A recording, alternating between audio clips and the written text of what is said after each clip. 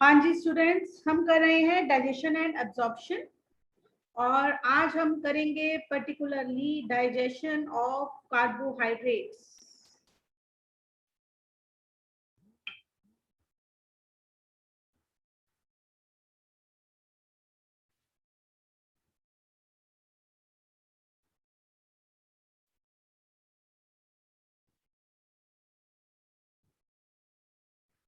Basically अगर हम अपने फूड के बारे में देखें तो हमारे फूड के जो मेन कंपोनेंट्स हैं वो क्या होते हैं? कार्बोहाइड्रेट्स, जैसे कि चपाती हम खाते हैं यानी कि व्हीट खाते हैं, राइस खाते हैं, हम ब्रेड खाते हैं। ठीक है। दूसरा जो कंपोनेंट है मेन हमारे फूड का, दैट इज प्रोटीन्स। प्रोटीन्स जैसे कि ऑल फॉर्म ऑफ दाल्स, ठीक है, चना, rajma and non vegetarian food source. तीसरी चीज जो हमारे फूड का मेन कंपोनेंट है दैट इज फैट्स। जो भी हम ऑयल खाते हैं, घी खाते हैं, वो सब हमें देता है फैट। इसके अलावा हमारे फूड में होता है रफेज, सैलेड्स। रफेज एक ऐसी चीज है जो हमारी बॉडी के अंदर एब्जॉर्ब नहीं होती, सिर्फ हमारे फूड के बल्क को बढ़ाती है, यानी कि उसके भार को बढ़ा रही है कि हमने बहुत कुछ खा लिया है, लेकिन उससे हमारा पेट भरता है, हमारे न्यूट्रिशन जो है वो कुछ नहीं मिलती, हमारी बॉडी में कुछ भी उसमें से एब्जॉर्ब नहीं होता, एज इट इज वो बॉडी के बाहर निकल जाता है। उसके अलावा वाइटामिन जो बहुत ही थोड़ी अमाउंट में एब्जॉर्ब होते हैं एंड सम मिनरल्स। ये सब चीजें जो है हमें डेली डाइट में लेनी चाहिए। सबसे इंपॉर्टेंट जो हिस्सा है और सबसे ज्यादा जो हमें एनर्जी देता है फूड, वो है कार्बोहाइड्रेट्स, यानी कि चपाती, राइस एंड ब्रेड। ऐसा क्यों है? क्योंकि हमने लास्ट लेक्चर में भी पढ़ा था कि कार्बोहाइड्रेट्स जो है डाइजेशन के बाद टूटकर किन में बदल जाते हैं? Into the glucose. ये एक बड़ा मॉलिक्यूल है और ये टूटकर क्या बन गया है? छोटा मॉलिक्यूल्स ऑफ ग्लूकोज। बहुत सारे ग्लूकोज के मॉलिक्यूल्स बन गए हैं। तो ये जो ग्लूकोज है, ग्लूकोज को अगर हम फॉर्मूला देखें वो क्या होता है? C6H12O6। ये ग्लूकोज जो हमने अपने सारा डाइजेस्टिव सिस्टम जो भी हमने किया था, buccal cavity, oesophagus, then stomach, small intestine, large intestine, इन सब में डाइजेस्ट होकर एब्जॉर्ब होकर यानी कि ब्लड के अंदर पहुंचकर ब्लड के थ्रू ये ग्लूकोज फाइनली कहाँ जाता है? हमारे बॉडी के हर एक सेल के अंदर। सेल के अंदर क्या होता है? सेल के अंदर जाकर ये जो ग्लूकोज है C6H12O6, इसका ब्रेक डाउन होता है और रिलीज होती है कार्बन डाइऑक्साइड, वाटर और बहुत सारी energy in the form of ATP. ATP क्या होता है? Adenosine triphosphate. Triphosphate. Yes, adenosine नाम का एक अमाइनो एसिड है जिसके साथ 3 फॉस्फेट के ग्रुप जुड़े हुए हैं। ये केमिकल है। जैसे अगर हम कहें कि हमारे घर में एसी चल रहा है, फैन चल रहा है, रेफ्रिजरेटर चल रहा है, तो उनमें एनर्जी सोर्स क्या है? उनके अंदर एनर्जी सोर्स है इलेक्ट्रिसिटी। ऐसे ही हमारी बॉडी के अंदर सारे ऑर्गन्स काम कर रहे हैं, तो वो किस पर काम कर रहे हैं? उनकी एनर्जी क्या है? एटीपी। हमें जो भी फूड हम खाते हैं उसकी एनर्जी किस फॉर्म में चाहिए? केमिकल की फॉर्म में, और वो केमिकल क्या है? एटीपी। अब बात करते हैं कार्बोहाइड्रेट्स की, हम कर रहे थे। तो आप जैसे किसी दिन आप फास्ट रखते हैं, आप व्रत रखते हैं, जैसे अब जो मोहम्मदन हैं, मुसलमान लोग हैं, वो रोजा रखते हैं, शाम को 6 बजे तक कुछ नहीं खाएंगे। इस कंडीशन में क्या होता है कि हमारे बॉडी में हार्ट भी बीट करता रहता है, ब्रेन भी काम कर रहा है, ब्रीथिंग भी चल रही है, सब मेन प्रोसेसेस सब चल रहे हैं, लेकिन होता क्या है? हम एनर्जी में लो फील करते हैं, हम थका थका महसूस करते हैं। अगर हमने किसी दिन एक दिन व्रत भी रखा हो तो क्या होता है? हम हमारी बॉडी के अंदर के इंटरनल फंक्शन सब काम कर रहे हैं, लेकिन हमें लो फील होता है। अगर कोई कहे कि हाँ भाग लो, दौड़ लो, एक्सरसाइज कर लो, कहीं चले, तो थोड़ा सा लो फील होता है। ऐसा क्यों? क्योंकि मैक्सिमम एनर्जी जो है वो हमें कहाँ से मिलनी है? कार्बोहाइड्रेट से। तो अगर हम दिन में चपाती, राइस, ब्रेड, कोई भी कार्बोहाइड्रेट का सोर्स नहीं लेते हैं तो हमें एनर्जी कम मिलती है, क्योंकि हमारा मेन सोर्स क्या है? ग्लूकोज। तो देखते हैं कि ये कार्बोहाइड्रेट्स जो है वो ग्लूकोज में कैसे कन्वर्ट होते हैं। कोई भी जो डाइजेशन है हमारी बॉडी के अंदर, वो दो तरह के प्रोसेसेस इन्वॉल्व करती है अपने अंदर। एक होती है मैकेनिकल डाइजेशन और एक होती है केमिकल डाइजेशन। मैकेनिकल डाइजेशन मतलब कि मैकेनिकल मतलब फिजिकल कोई काम हो रहा है, मतलब ये एक बड़ा मॉलिक्यूल है कार्बोहाइड्रेट का और इसको तोड़कर छोटे मॉलिक्यूल में हम कन्वर्ट कर रहे हैं। कैसे ये काम कहाँ पर होती है? केमिकल डाइजेशन तो बाद में डिस्कस करेंगे। मैकेनिकल डाइजेशन कहाँ पर होती है? स्टार्ट करते हैं first part of digestive system, that is buccal cavity. अब बक्कल कैविटी में क्या हो रहा है? यस संयम। मैम एक्सोपेप्टिडेस और एंडोपेप्टिडेस क्या होते हैं? एक्सोपेप्टिडेस, पेप्टिडेस, यस मैम। अभी हम प्रोटीन्स की डाइजेशन पे आए ही नहीं बेटा, ओके। मैंने अभी पढ़ाया ही नहीं इसके बारे में। तो अभी तो हम कार्ब्स की डाइजेशन कर रहे हैं, फिर फैट्स की, देन प्रोटीन्स की, और देखते हैं कल प्रोटीन्स की करेंगे, तब डिस्कस करेंगे। पेप्टिडेज जो एंजाइम है वो प्रोटीन्स का ब्रेक डाउन करते हैं। ठीक है, ये सारे मॉलिक्यूल्स हैं, दे आर इंटर रिलेटेड। ये मैं आपको प्रोटीन्स की डाइजेशन में बताऊंगी, अभी हम सब कार्बोहाइड्रेट्स कर रहे हैं। बक्कल कैविटी के अंदर हमने पढ़ा कि एक एंजाइम होता है सलाइवरी एमाइलेज, जो किसमें प्रेजेंट होता है?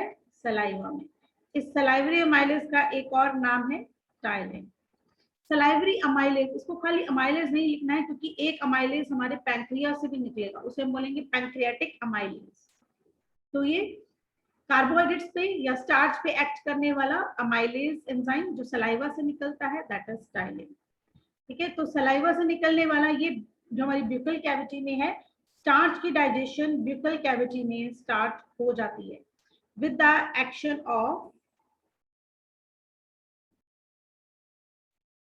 action of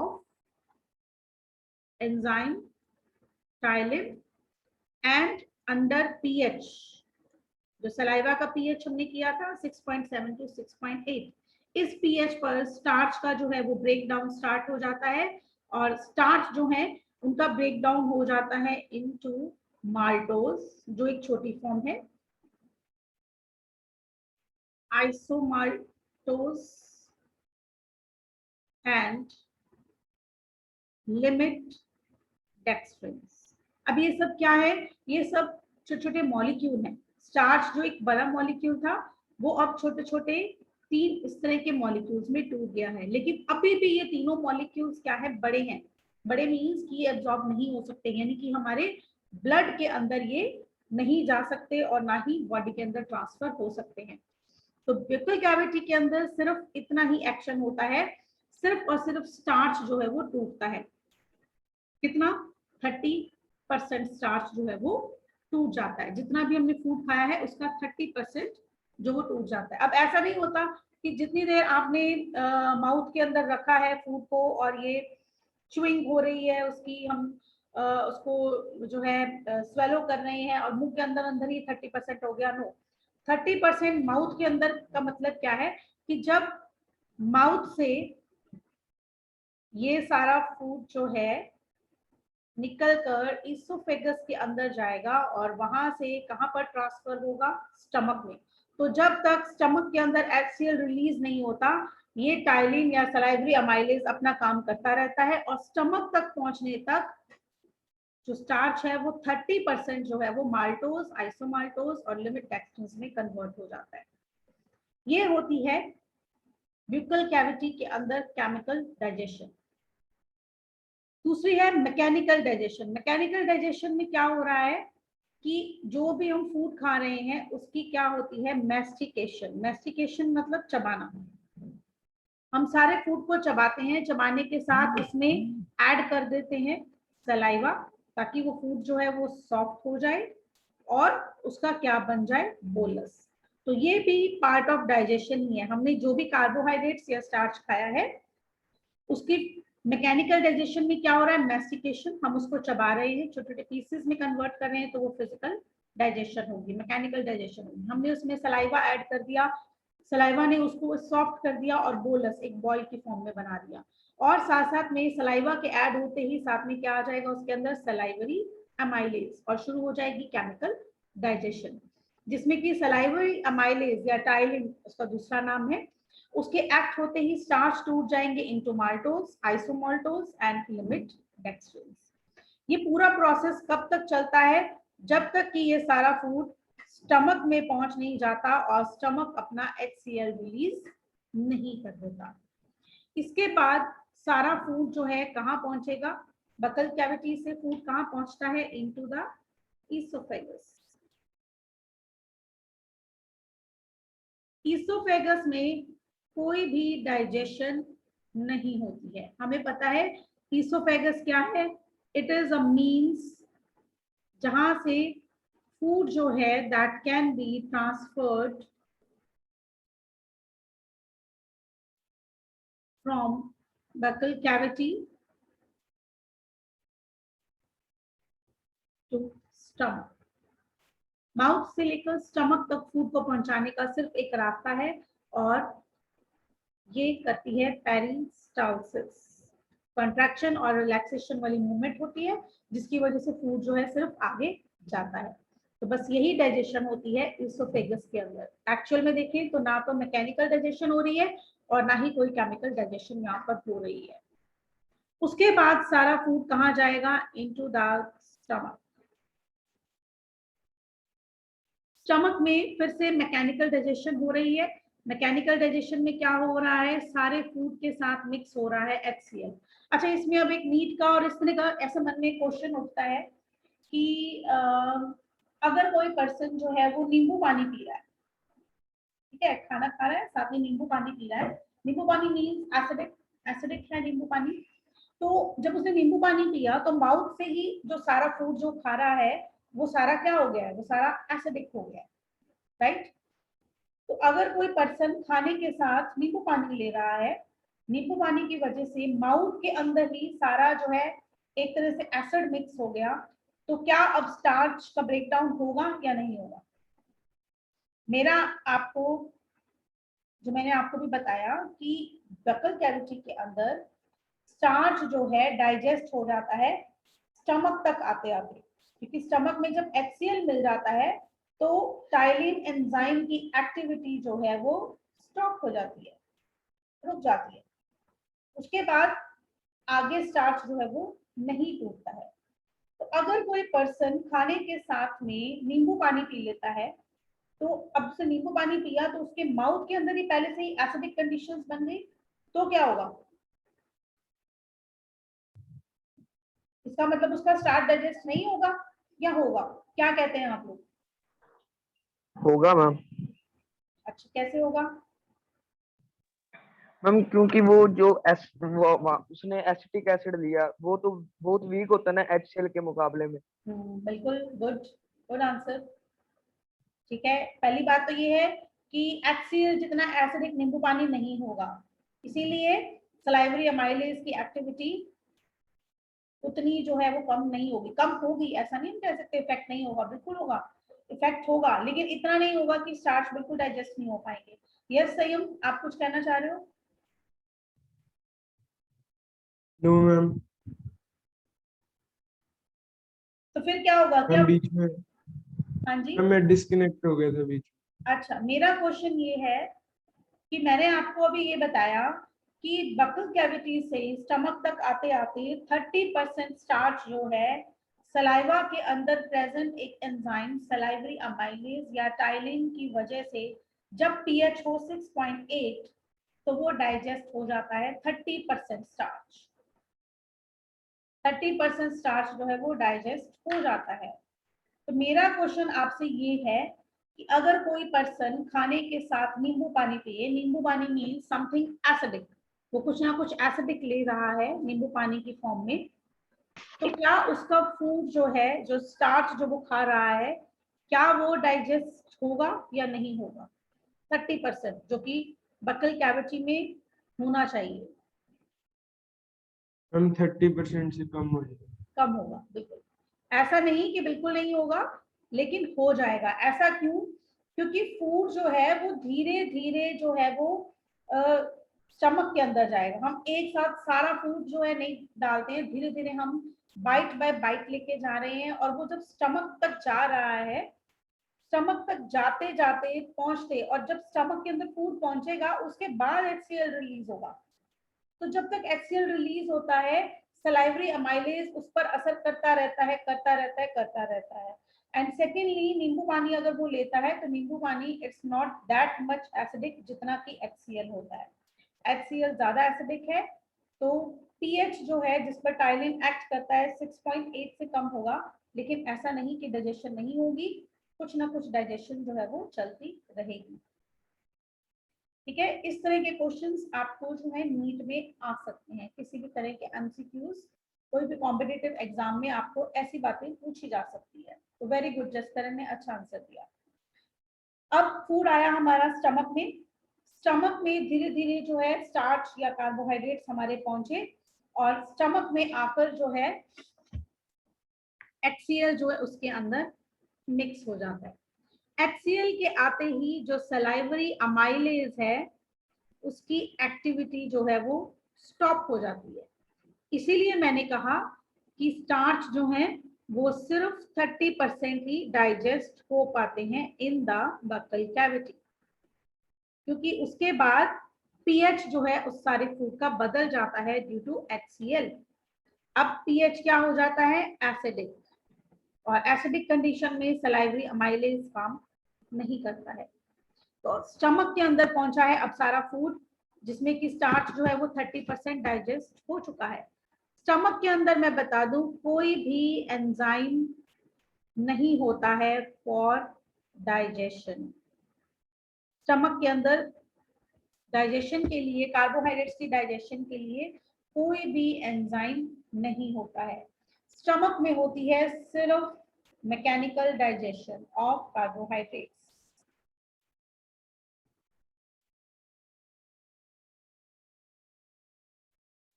no chemical digestion. Chemical digestion means कोई केमिकल रिएक्शंस नहीं होते, सिर्फ मैकेनिकल। मैकेनिकल में भी क्या हो रहा है, जो भी फूड पार्टिकल्स हैं जो बॉलस की फॉर्म में आए थे उन सब के साथ अब मिक्स हो रहा है हाइड्रोक्लोरिक एसिड, और ये हाइड्रोक्लोरिक एसिड मिलकर ये एक एसिडिक लिक्विड बन जाता है, दैट इज नोन एज चाइन।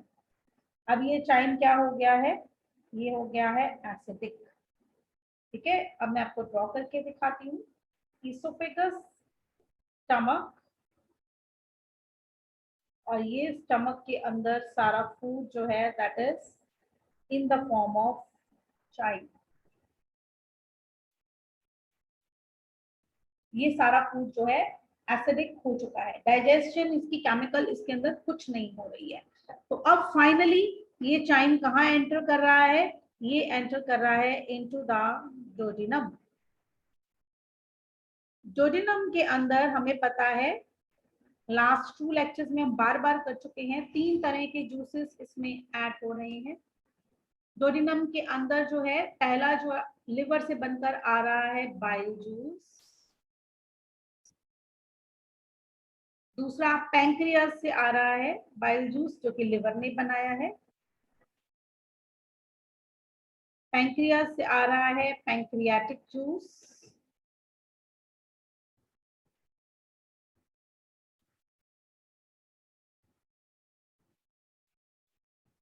और खुद स्मॉल इंटेस्टाइन अपना जो जूस क्रिएट कर रहा है दैट इज इंटेस्टाइनल जूस, जो खुद इंटेस्टाइन में बन रहा है।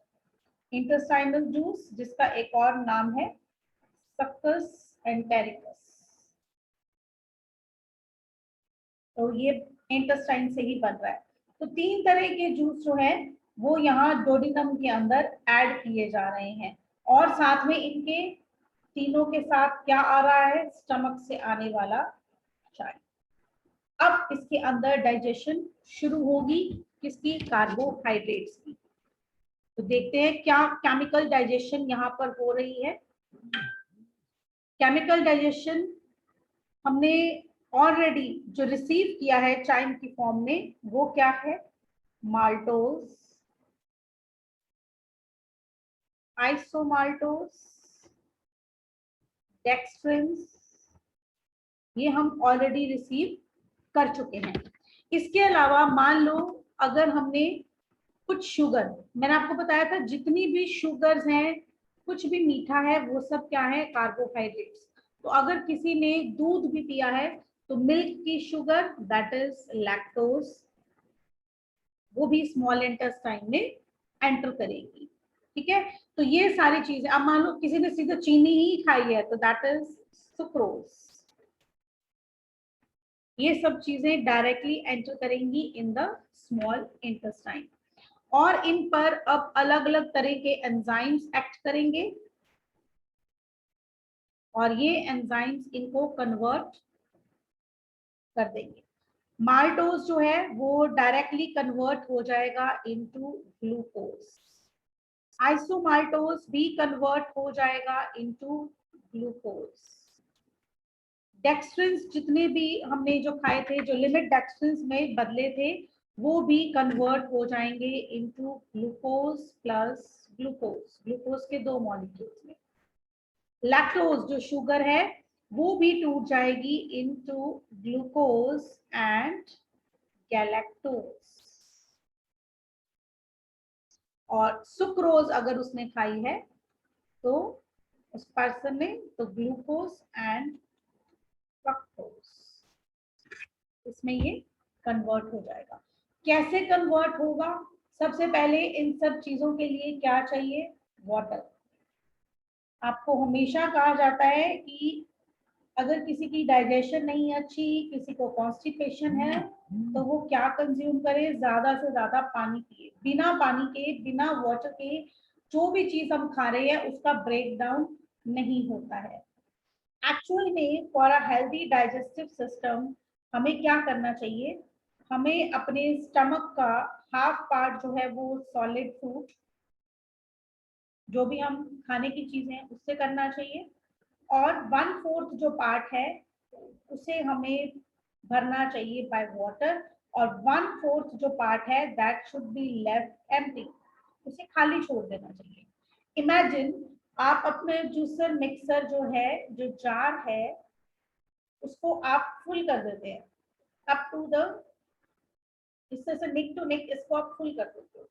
अब जब आप इसको चलाओगे तो ना तो इसकी चर्निंग होगी, मिक्स नहीं हो पाएगा, सारा का सारा फूड जो है, जो भी अंदर मटेरियल डाला है वो एज इट इज पड़ा रहेगा। सिमिलरली आपको बोला था stomach is like a juicer mixer jar, अगर इसके अंदर खाली जगह नहीं होगी तो पूरा फूड डाइजेस्ट नहीं हो पाएगा। कभी कभी हमें बच्चे खासकर जो है, कोई फूड उनको जो अच्छा लगता है तो वो जरूरत से ज्यादा खा लेते हैं, उस केस में क्या होता है, उनको इनडाइजेशन हो जाती है। इनडाइजेशन मतलब डाइजेशन नहीं होना, खाना नहीं पचता। तो इस केस में क्या होता है, आधे 1 घंटे के बाद या तो उनको वॉमिटिंग आ जाती है, और वॉमिटिंग में एज इट इज फूड बाहर निकल जाता है, या बहुत देर बाद हम उनको मेडिसिन देते हैं, कुछ डाइजेस्टिव मेडिसिन देते हैं जिनसे कि डाइजेशन अच्छी हो जाए, और वो फूड डाइजेस्ट हो जाता है तो उनको पेट दर्द या सभी तरह की वॉमिटिंग, इन सब सिम्टम्स से आराम होता है। एक्चुअली होता क्या है, हमने स्टमक को अगर पूरा ही फुल कर लिया फूड से ही तो उसमें चर्निंग नहीं होती, ना चाइम बनेगा, ना वो आगे स्मॉल इंटेस्टाइन में जाएगा। तो water is really very necessary for the digestion. अब माल्टोज जो है वाटर की प्रेजेंस में और एक एंजाइम माल्टेज की प्रेजेंस में किसमें टूट जाएगा, into glucose.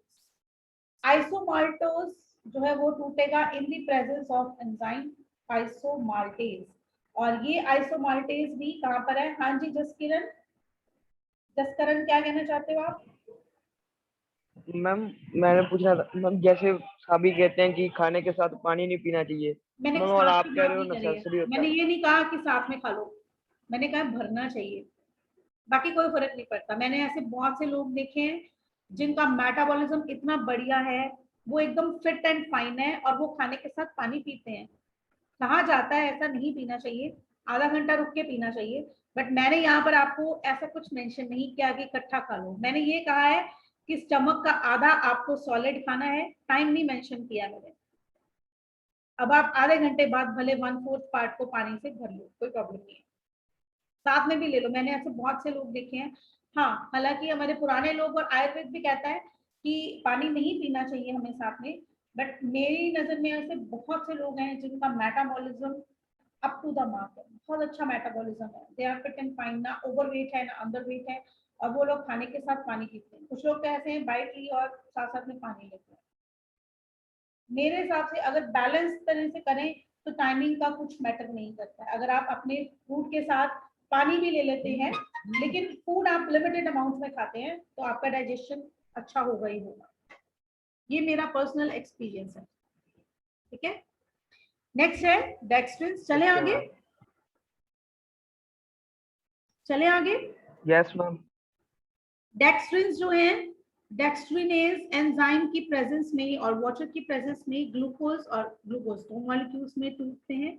Lactose, lactase enzyme, अब एंजाइम याद करने की कोई टेंशन नहीं है। माल्टोज है तो माल्टेज, आइसोमाल्टोज है तो आइसोमाल्टेज, डेक्स्ट्रिन है तो डेक्स्ट्रिनेज, लैक्टोज है तो लैक्टेज, और सुक्रोज है तो सुक्रेज।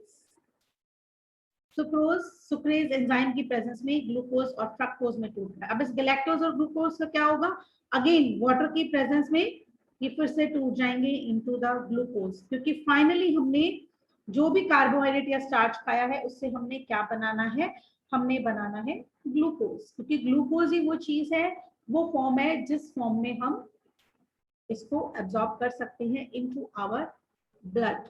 तो फाइनली अब हमने जो भी कार्बोहाइड्रेट्स खाए थे,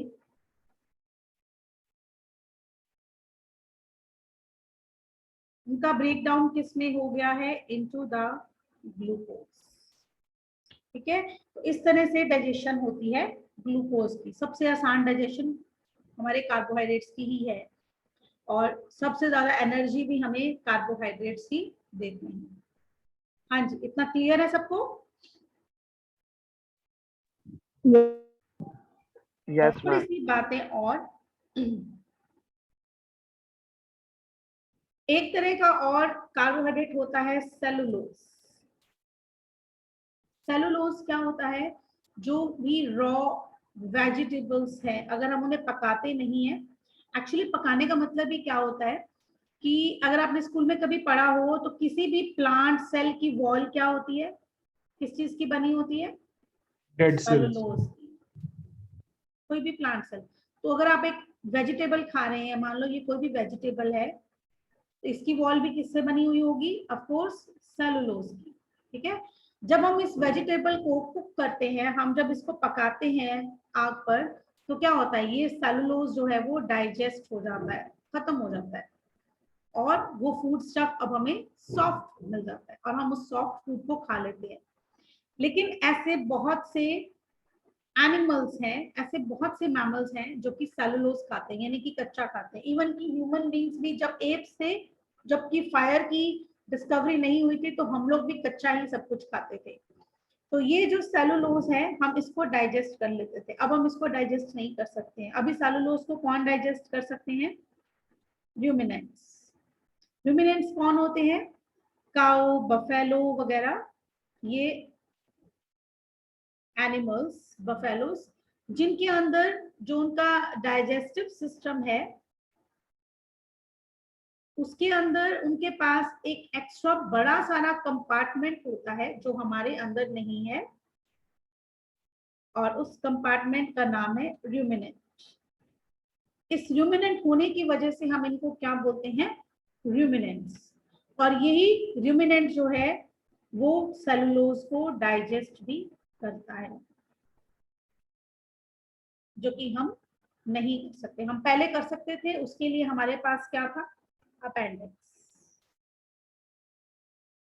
अपेंडिक्स को एक्चुअली बोलते हैं वर्मीफॉर्म अपेंडिक्स। वर्मीफॉर्म मींस एक ब्लाइंड ट्यूब जैसा, कीड़े जैसा, एक पतले जैसा जिसकी बॉडी हो ब्लाइंड, दैट इज वर्मीफॉर्म। तो वर्मीफॉर्म अपेंडिक्स हमारे पास था, जो अब हम यूज नहीं करते हैं, और रूमिनेंट्स जो है यूज करके इस सेलुलोज को डाइजेस्ट कर सकते हैं। तो वो सेलुलोज को वाटर और सेलुलेज एंजाइम की वजह से कन्वर्ट कर लेते हैं इनटू ग्लूकोज। लेकिन हमारे अंदर कोई भी एंजाइम भी नहीं प्रेजेंट है, और ना ही ऐसा कोई कंपार्टमेंट है जो कि सेलुलोज को डाइजेस्ट कर सके। ठीक है, तो ये है डाइजेशन ऑफ कार्बोहाइड्रेट।